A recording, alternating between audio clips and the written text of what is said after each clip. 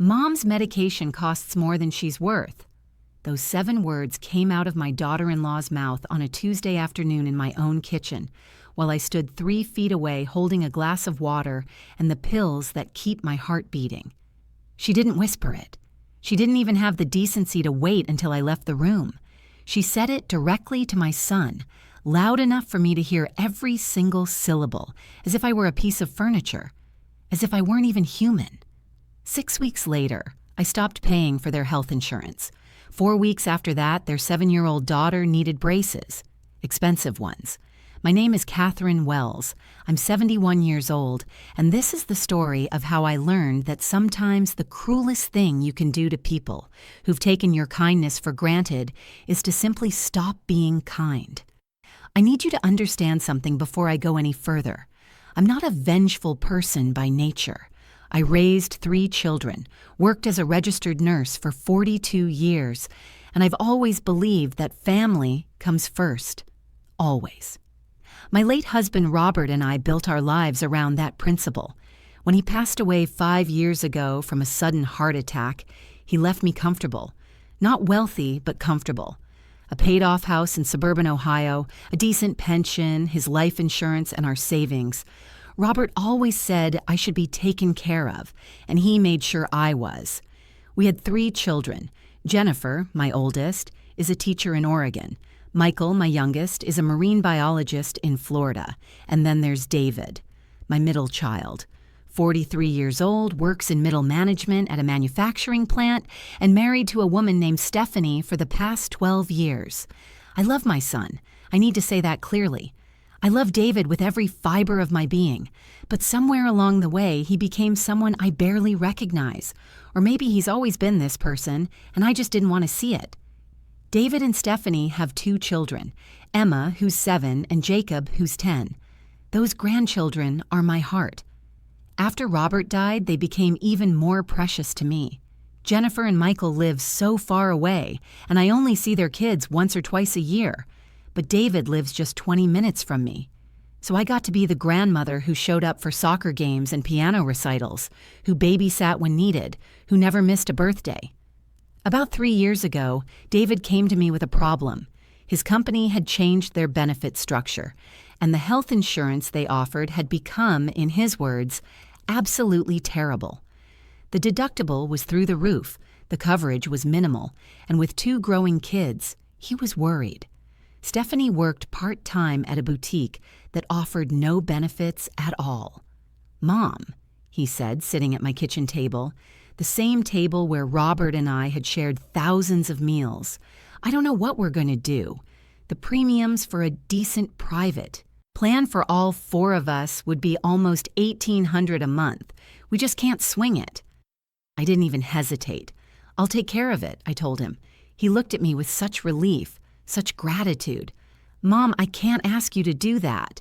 "You're not asking, I'm offering. You're my son. Emma and Jacob are my grandchildren. What's money for if not to take care of the people you love?" So I did it. I called my insurance agent, added them to a family plan under my policy, and started paying $1,847 every single month. It hurt my budget, I won't lie about that. It meant I had to be more careful with my spending. I stopped going out to dinner with my friends as often. I put off some repairs on the house. I didn't take the trip to visit Jennifer that year, but it felt right. It felt like what a mother should do. David was grateful. At first, he'd thank me every time he saw me. Stephanie would smile and say nice things. The kids would hug me and tell me I was the best grandma in the world.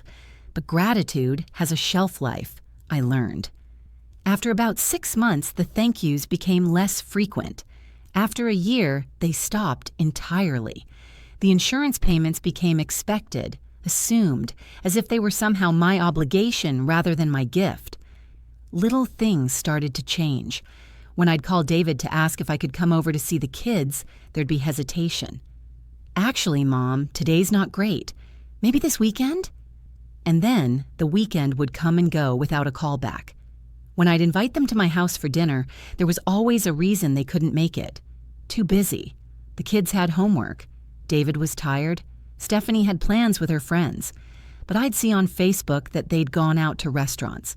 that they'd taken the kids to amusement parks, that Stephanie had gone on a girls' weekend to Chicago, that David had bought a new truck. I told myself I was being sensitive, that they were just busy, that this is what happens when grandchildren get older. They have their own lives. My heart medication started that winter. I'd been having some irregular rhythms, some chest pain.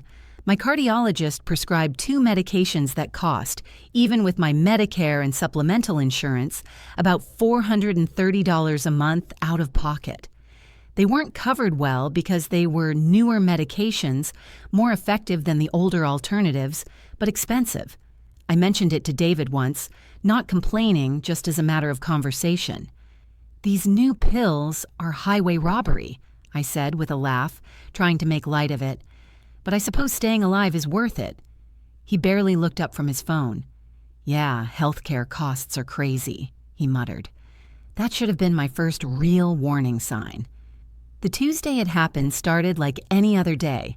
I'd called David earlier in the week and asked if I could drop off some books I'd bought for Emma and Jacob. He said, "Sure. Come by Tuesday afternoon around 3. I arrived right on time.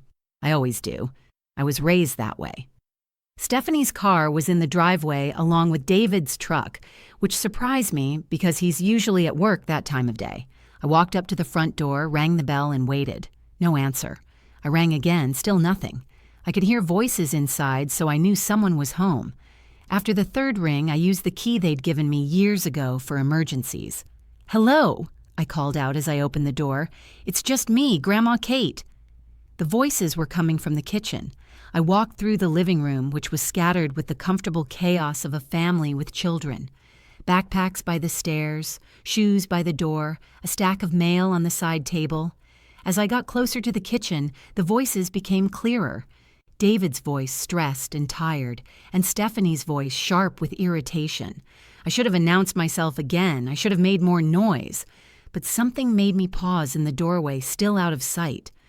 "I'm just saying, David, we need to look at our expenses." That was Stephanie. "We want to take the kids to Disney World next summer, and we need to start saving now if we're going to do it right. Stay on property, do the meal plan, the whole experience." "I know," David said, "but we don't really have any fat to trim. We've already cut back on eating out." "Well, we need to find something." There was a pause, and then Stephanie's voice took on a different tone, sharp, calculating. "What about your mom's medications? How much is she spending on those?" My blood went cold. "I don't know," David said. "She mentioned they were expensive. A few $100 a month, I think." "A few $100 a month." Stephanie let out a short laugh. "David, think about this practically. She's 71 years old. She's had a good life. How much longer is she even going to be around? Meanwhile, we're drowning trying to give our children a good life, and she's spending hundreds of dollars a month on pills when we could really use some help with the kids' activities. Emma wants to do competitive cheerleading, and that's not cheap." I stood frozen. My own breath sounded too loud in my ears. "Steph, I don't know." David's voice was weak, uncertain, but he wasn't disagreeing. He wasn't defending me. "I'm not saying anything bad," Stephanie continued, and I could hear her moving around the kitchen, probably loading the dishwasher the way she always did when she was working through a thought. "I'm just being realistic. Mom's medication costs more than she's worth at this point. She's already lived her life, had her career, raised her kids. Our kids are the future. Don't you think if she really loved her grandchildren, she'd want to prioritize them over extending her own life by a few years?" The glass of water I'd been holding slipped from my hand. It didn't break. It hit the carpeted edge of the hallway and tumbled, water spreading in a dark stain, but it made enough noise. The kitchen went silent. "Mom?" David's voice suddenly panicked. "Is someone there?" I couldn't move. I stood there staring at that spreading water stain, feeling something inside my chest that had nothing to do with my heart condition. It was the feeling of something breaking that couldn't be put back together. David appeared in the doorway. His face went white when he saw me. "Mom, we didn't know you were..." I found my voice. It came out steady, calm, cold. I came to drop off books for the children. I let myself in. You didn't hear me." Stephanie appeared behind him. She had the decency to look uncomfortable at least. Her cheeks were flushed, but her eyes were defiant. "Mrs. Wells," she started, but I held up my hand. "I heard what you said, Stephanie. Every word." I looked at my son. "Both of you." "Mom, she didn't mean it like that," David said quickly. "It came out wrong. We were just talking about budgets and—" "Your wife believes my medication costs more than I'm worth." I kept my voice even. "And you sat there and listened to her say it. In fact, if I heard correctly, your concern wasn't that she said it, but that you didn't know if you agreed." "That's not fair," Stephanie said, her voice rising. "You're taking it out of context. I was just trying to have a practical conversation about family finances with my husband." Family finances. I nodded slowly. "The family finances that include the $1,847 I pay every single month so that you and your children have health insurance, that family finance?" The room went very quiet. "Where are Emma and Jacob?" I asked. "Upstairs," David said quietly. "Playing video games." "Good. I don't want them to hear this." I looked at both of them. "I'm going to leave now. I'll mail the books to the children." "Mom, please," David said. "Let's talk about this. Stephanie will apologize. We can—" "No," I said simply. "We can't." I turned and walked back through the living room. Behind me, I heard David say my name again, but I didn't stop. I got in my car, drove home, and sat in my driveway for 20 minutes before I could make myself go inside.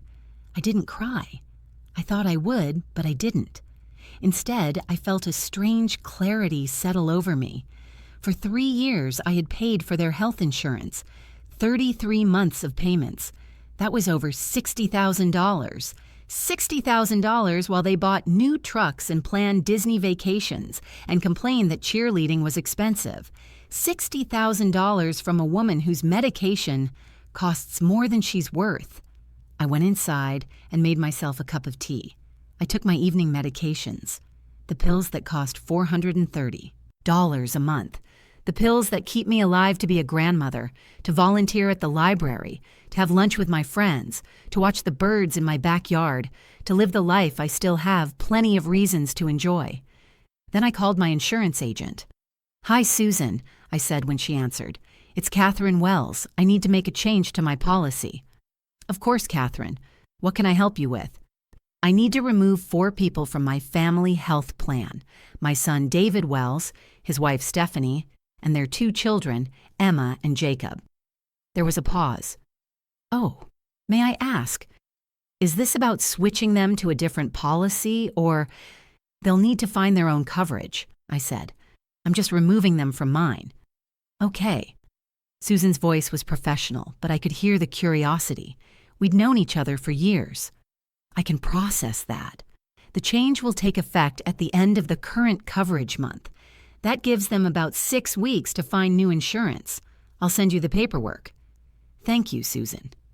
"Katherine," she said gently, "I don't mean to pry, but is everything all right?"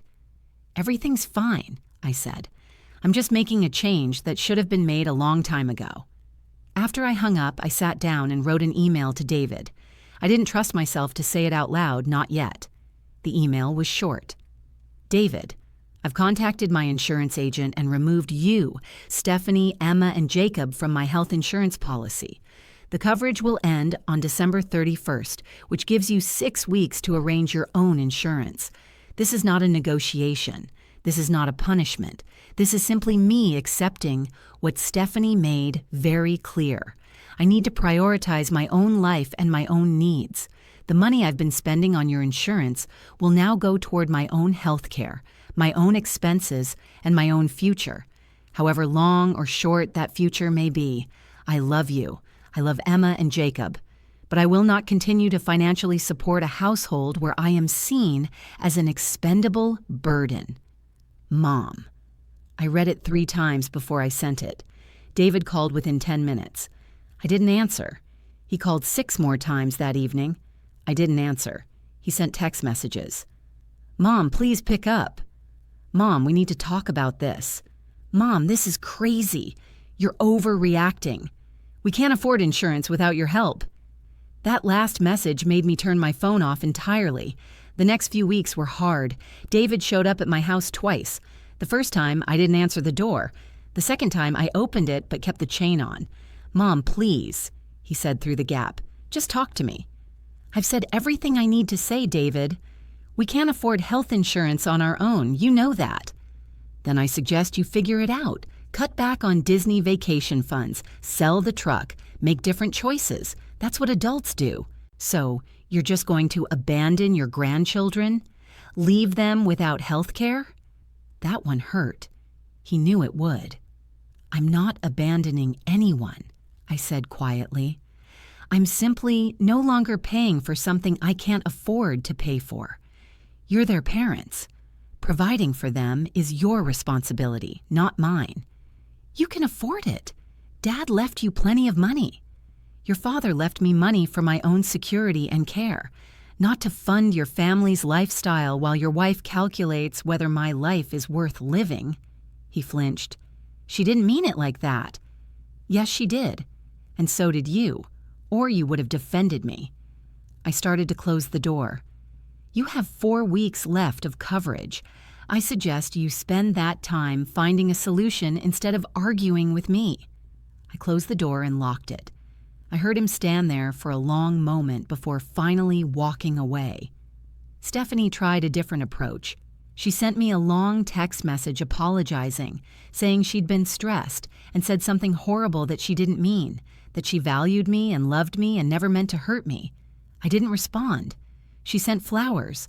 I gave them to my neighbor. She had Emma and Jacob make me cards. Those almost broke me. Emma's card had a drawing of the two of us holding hands with, "I love you, Grandma Kate," written in careful second-grade letters. Jacob said, "Please don't be mad at Mom and Dad. We miss you." I put the cards in a drawer and cried for the first time since this whole thing started.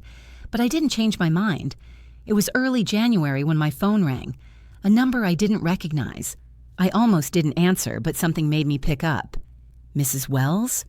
A woman's voice, professional.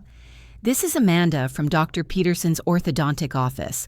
I'm calling about Emma Wells." My heart skipped. "Is Emma okay?"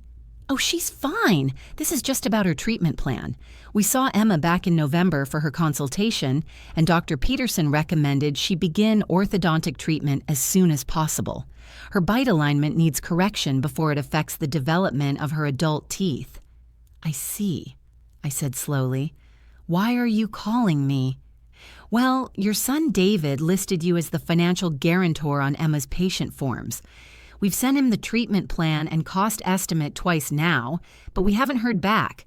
The total cost is $8,400, though we do offer payment plans. We were hoping to get Emma started this month." I closed my eyes. "Miss Amanda, I need to be clear with you. I am not financially responsible for my granddaughter's medical or dental care. Her parents are. You'll need to contact them directly." "Oh." She sounded confused. "But Mr. Wells specifically put your name and contact information. He did that without my permission or knowledge. I'm sorry you've been caught in the middle of this.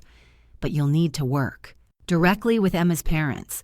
If they can't afford the treatment, I'm sure you have information about financing options you can share with them." There was an awkward pause. "Of course. I'm sorry for the confusion. I'll update our records. Thank you for calling." I hung up and sat very still. $8,400 for braces, for my beautiful granddaughter, who I loved more than almost anything in this world. I thought about calling David. I thought about transferring the money right then, because Emma shouldn't suffer because of her parents' cruelty and entitlement. But then I remembered Stephanie's voice in that kitchen. "Mom's medication costs more than she's worth." I remembered my son saying nothing in my defense.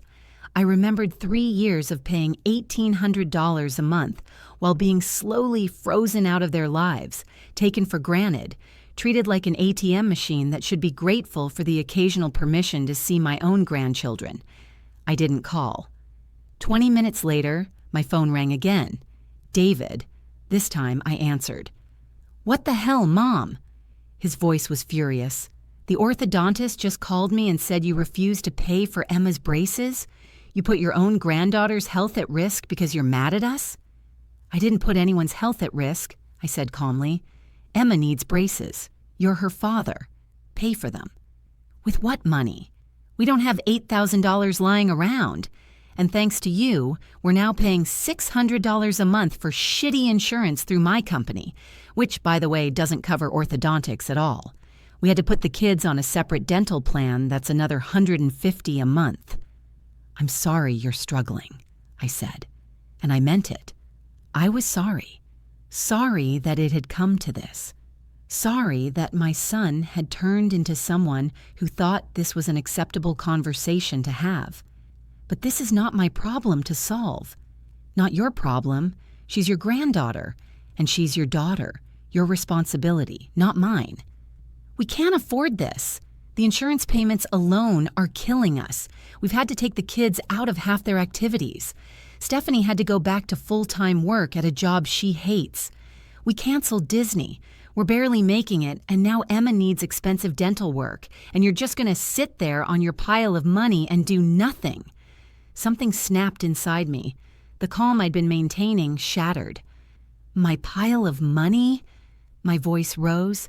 "The money your father worked his entire life to leave me? The money that's supposed to take care of me for the rest of my life? The money I've already spent $60,000 of to pay for your health care, while your wife complained about how my existence is too expensive. She apologized for that. She apologized for saying it out loud, not for thinking it. There's a difference, David, and if you can't see that, then I've failed you as a mother somewhere along the way. So this is punishment. You're punishing Emma because Stephanie said something stupid. This isn't punishment. This is reality. I'm 71 years old. I take medication that costs money. I have my own expenses, my own future to plan for. What happens if I need care? What happens when I can't live alone anymore? That money needs to be there for me, not for your Disney vacations, not for competitive cheerleading, not for braces, for me. You're being selfish." I laughed. I couldn't help it. Yes, I am. For the first time in 3 years, I'm being selfish, and you know what? It feels honest. Emma is going to have crooked teeth because her grandmother is petty and vindictive. Emma is going to have crooked teeth if her father can't figure out how to pay for braces. You make decent money, David. You have a house. You have 2 cars. You have options. Use them. Get a loan. Pick up overtime. Have Stephanie work more hours. Cut your expenses. Do what millions of other parents do every day. Figure it out. I can't believe you've turned into this person. Funny, I said. I was thinking the same thing about you. I hung up. My hands were shaking. My heart was pounding in a way that probably wasn't good for my condition. I took a few deep breaths, took my medication, and made myself some chamomile tea. I didn't feel victorious. I felt sad. Sad that it had come to this. Sad that my relationship with my son had deteriorated so completely. Sad that my grandchildren were caught in the middle. But I didn't feel wrong. February passed, then March. I heard nothing from David or Stephanie. I sent birthday cards to Emma and Jacob with $50 each, not because I was trying to buy their affection, but because I'm still their grandmother and I still love them. I didn't know if they received them. Jennifer called me in late March. "Mom, David called me. He's really upset. He says you've cut them off completely and won't help Emma get braces."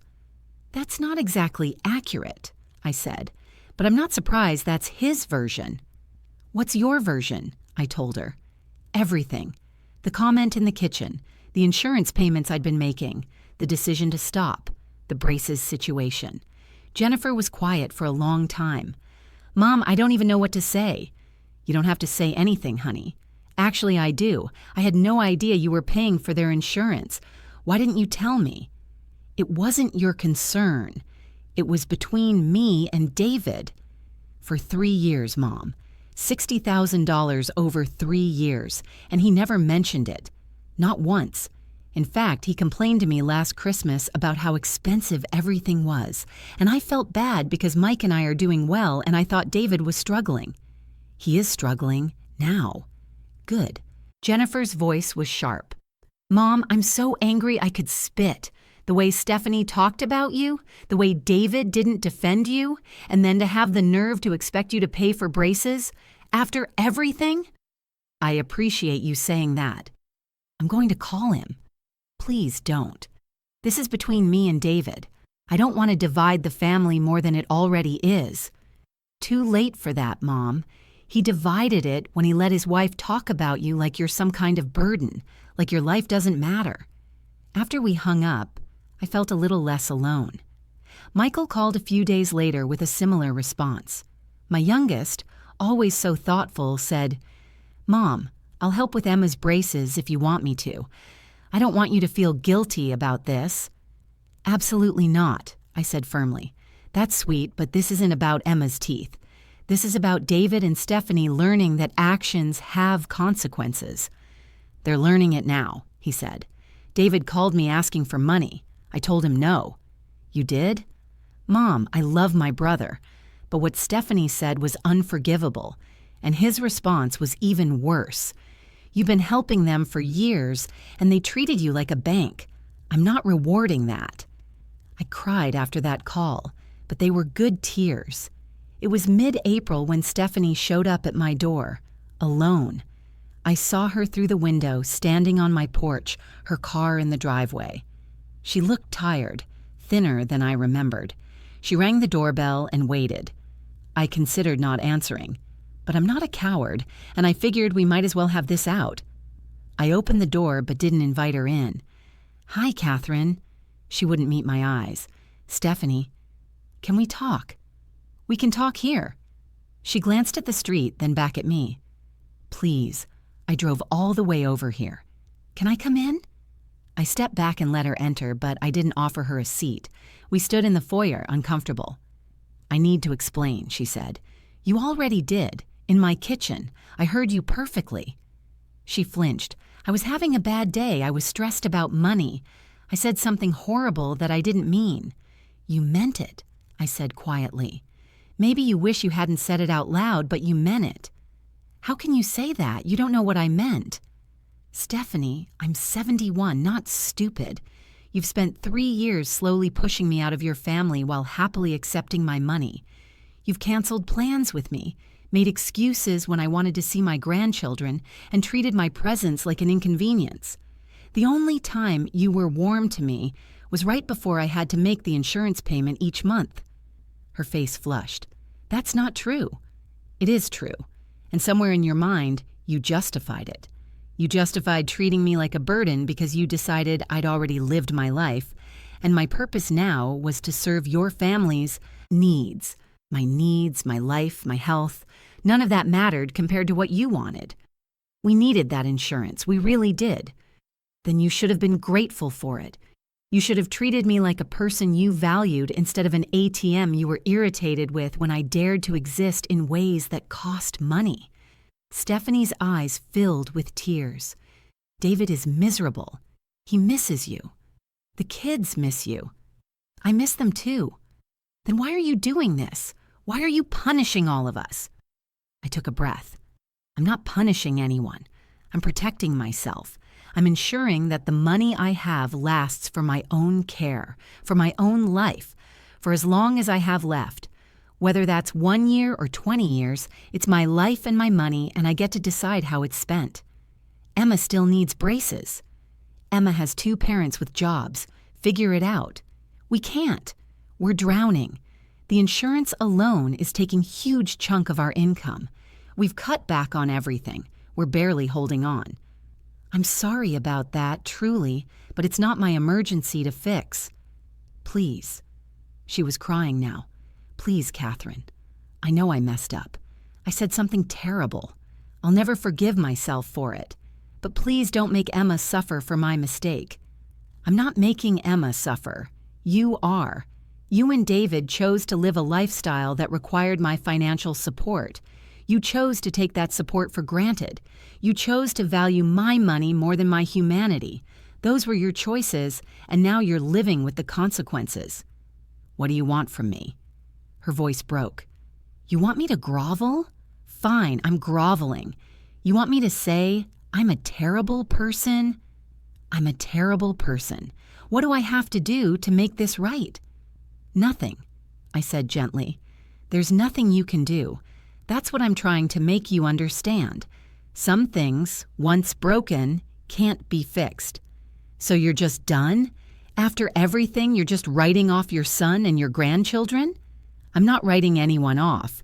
My door isn't locked. My phone works. When Emma and Jacob are old enough, they can have a relationship with me if they choose to. But my financial relationship with you and David is over. Permanently." "You're going to regret this," Stephanie said, her voice turning cold. "When you're really old and sick and need help, you're going to regret pushing away your family." "Perhaps," I said, "but I'd rather face that possibility than spend whatever time I have left being treated like a burden by people who are supposed to love me." She stared at me for a long moment, then turned and walked out. She slammed the door behind her. I sat down in Robert's old chair and looked at his picture on the mantel. "Well," I said to him, "I think I finally grew a spine. I hope you'd be proud." I like to think he would be. That was 7 months ago. Emma got her braces. I don't know how David and Stephanie managed it. Maybe they got a loan. Maybe Stephanie's parents helped. Maybe they worked out a payment plan. It doesn't matter. They figured it out without me. I saw Emma and Jacob in the grocery store last month. They were with Stephanie, and when Emma saw me, her face lit up. She ran over and hugged me, showing me her braces with a big smile. Jacob was more reserved, but he hugged me too. Stephanie stood back, watching. We made eye contact. I nodded at her. She nodded back. No words were exchanged. "I miss you, Grandma Kate," Emma said. "I miss you too, sweetheart. Can we come visit you sometime?" I looked at Stephanie. She looked away, but she didn't say no. "If your mom and dad say it's okay, I'd love that." The kids ran back to Stephanie, chattering excitedly. She put her hands on their shoulders and guided them away without looking back. David still hasn't called me. 7 months of silence. It hurts more than I'd like to admit. But I'm okay. I've been taking art classes at the senior center. I've gone on 2 trips with my friends, including one to visit Jennifer and her family in Oregon. I've been volunteering more. I even went on a date with a widower I met at church, though nothing came of it. I'm living my life. The life that, according to Stephanie, wasn't worth the cost of my medication. I think about that moment in the kitchen sometimes, how quickly everything changed, how 7 words revealed a truth that had probably been there all along, hiding under the surface of strained smiles and canceled plans. Mom's medication costs more than she's worth. I'm worth more than that. I'm worth more than being tolerated for the financial support I can provide. I'm worth being treated with dignity and respect and love. And if my own son can't see that, then that's his failure, not mine. I'm 71 years old. I take medication that keeps my heart beating, and I'm not done living yet. Not by a long shot.